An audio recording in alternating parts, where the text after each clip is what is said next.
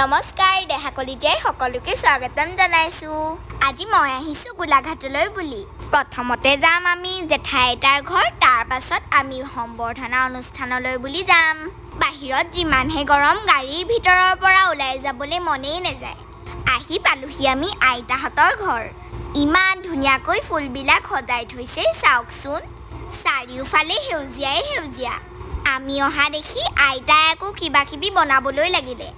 যিমানহে গৰম, মই আকৌ চৰবত অকণমানহে খালোঁ। ঘৰলৈ নিবলৈ বুলি এইফালে কিবা দুটামান বান্ধিও দিছে।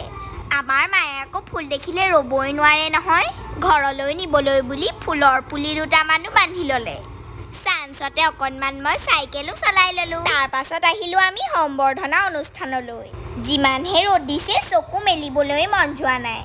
যিহেতু গৰম বন্ধ আৰম্ভ হৈ গ'ল, সেইবাবে বাহিৰে বাহিৰে ৰধলা পথাৰলৈ বুলি আহিলোঁ। পথাৰৰ মাজৰ ৰাস্তাটো ইমান ধুনীয়া চাওকচোন।